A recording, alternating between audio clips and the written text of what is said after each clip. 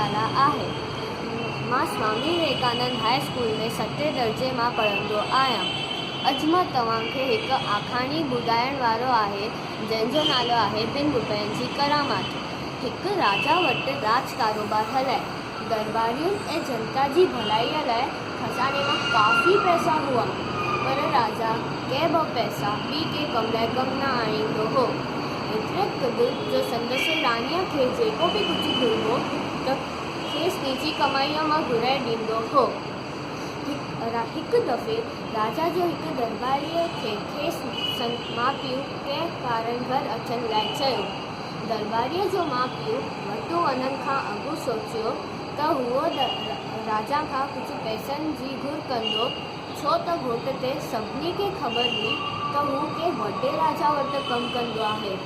इन करे घोट ठाठ बाट सां वञणु घुरिजे। इहो सोचे दरबारी राजा खां कुझु पैसनि जी घुर कई। राजा उसूलनि जो पको हो।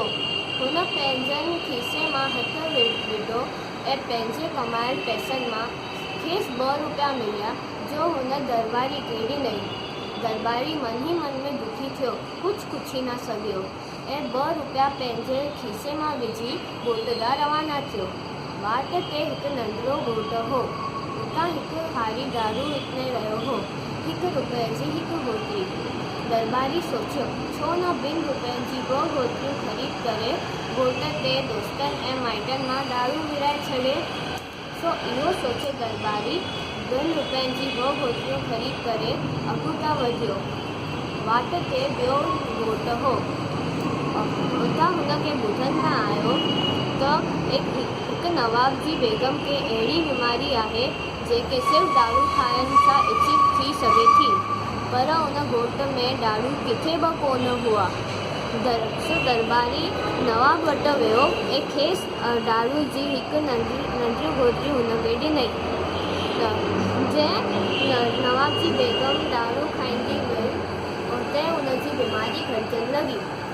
नवाब ख़ुशीअ मां भरिजी दरबारी खे काफ़ी पैसा ॾिनई।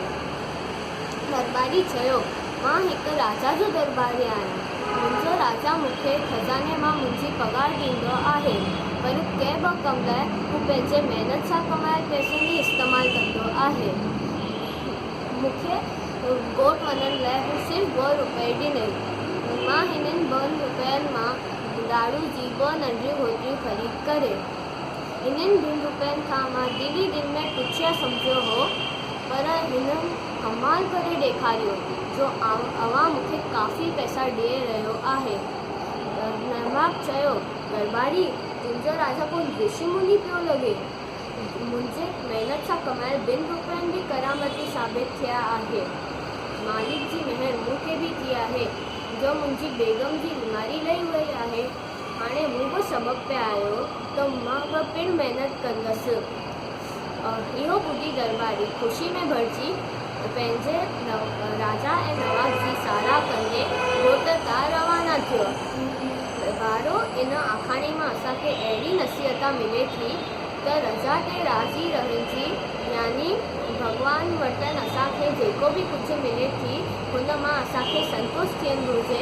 महिरबानी। दादा श्याम।